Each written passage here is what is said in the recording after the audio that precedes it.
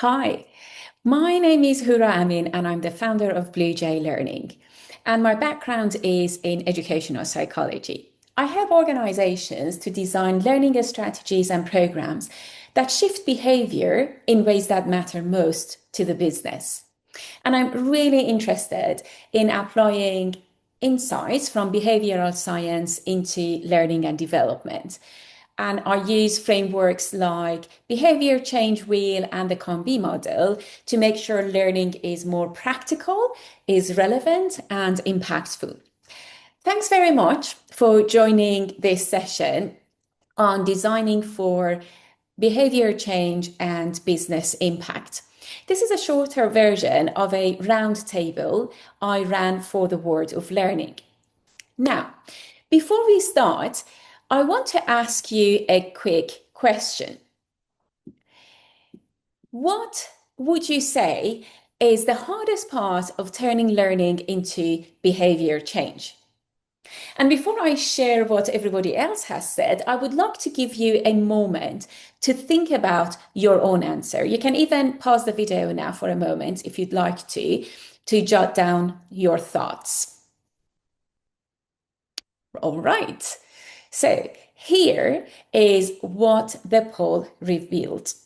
More than half of people, yeah, they pointed that impact measurement is the toughest nut to crack.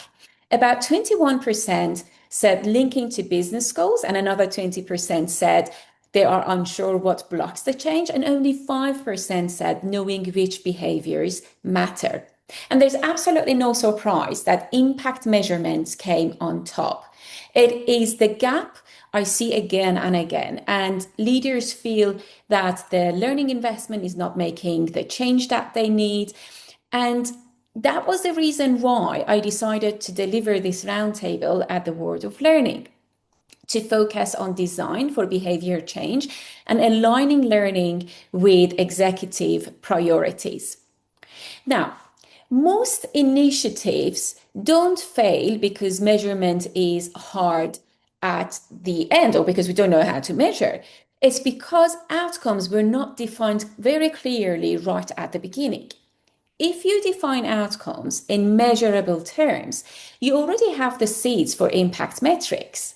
And in this session, we will be exploring how you can set yourself up for success from the start. Let me show you a simple model. Think of measurement as a journey with 4 stages. We start with clarifying the business problem and what matters most to leadership.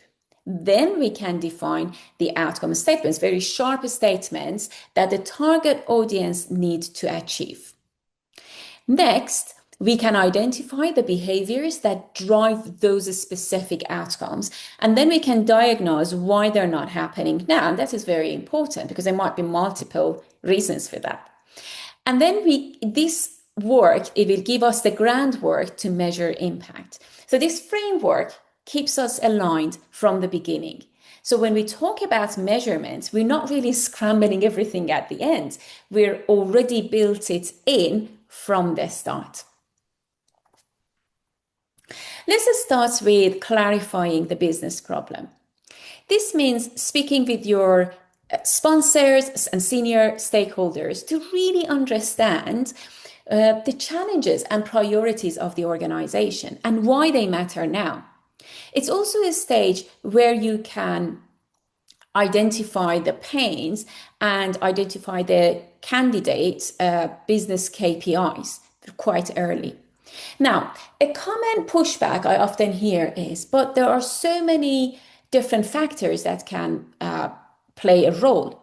How can we possibly link a learning initiative to business outcomes directly? And that's a valid concern. The key here is not to prove perfect causation. The key is to be very clear on the end game, the results that leadership cares about, and use it as your North Star. That way, everything you do, everything you design, everything you measure shows that you are actually contributing in the right direction.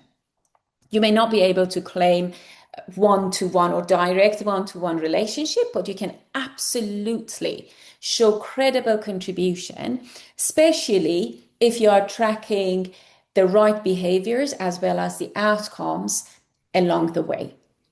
Triangulating all of these data points will give you a much better, a much stronger and more believable impact story.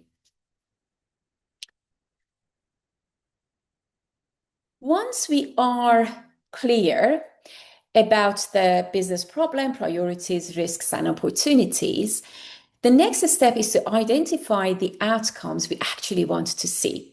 And that starts with clearly defining the target audience, the people who will be doing the actual job.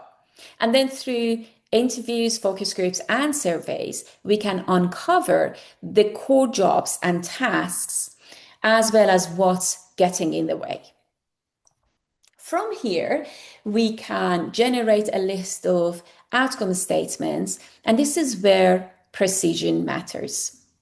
Because outcome statements cannot be just a vague list, something like improve confidence or boost awareness. They follow a very clear and a strict formula, and you can see the formula on this screen. It starts with direction of improvement, unit of measurement, object of control, and context. Because this makes the statement concrete. They give you something you can actually measure. And more importantly, they create that bridge you need between the business problems you identified in the beginning and the behaviors you will focus on next. Let's take a quick example. Imagine your marketing teams are launching campaigns, but governance gaps mean errors slip through, creating reputational risk. The business problem here is clear, and the candidate KPIs might include things like the number of audit errors, the percentage of campaigns needing rework, and even some broader measures like reputational risk. From there, we move to outcome statements. And here's the formula again that you can use.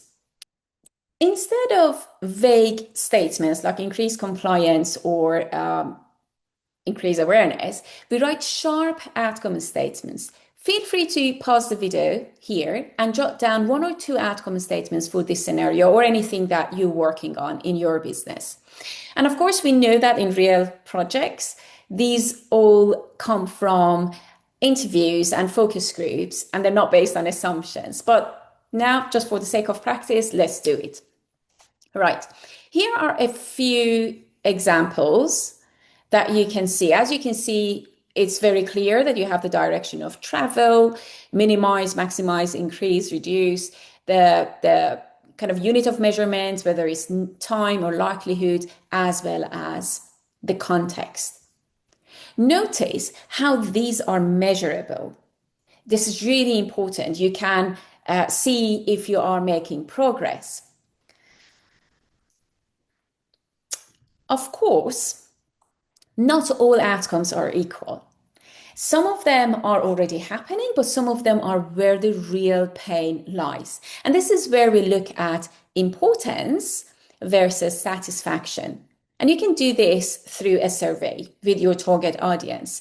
You can ask 2 questions. How important is it for them to achieve that outcome and get them to score 1 to 10?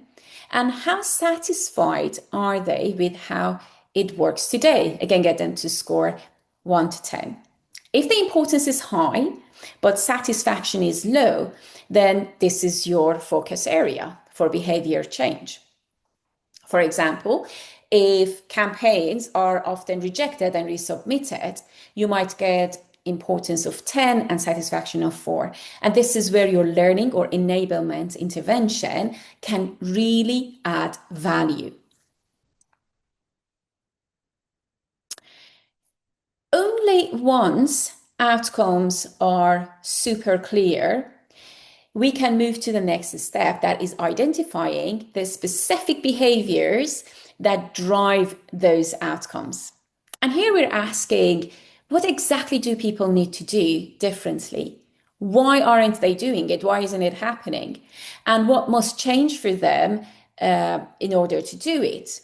And this is where I really like to use behavioral science frameworks like the COM-B model, because it helps diagnose whether the issue is capability, motivation, or environment. It helps us zoom out and consider the whole system around the behavior so we can design interventions that actually stick. And if you've done all of this work up front, measuring impact won't be a headache at the end. It becomes a natural extension of the process. Now you can measure impact at three levels. At the behavior level, did the behaviors that you identified earlier actually change? Um, Outcomes, did those outcome statements that you identified make any change? Did they improve? Did they actually, do you see any changes in them?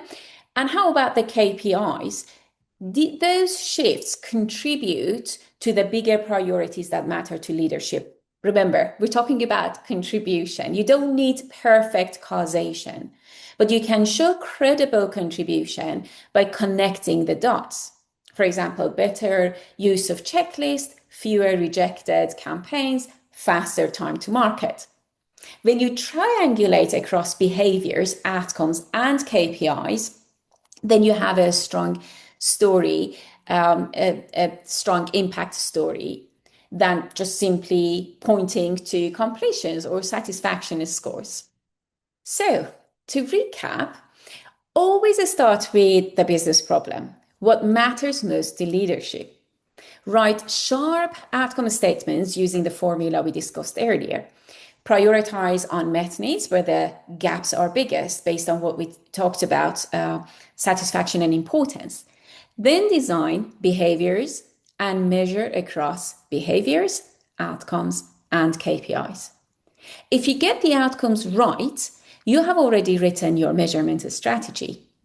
That is how you move from activity metrics like completions to real business impact.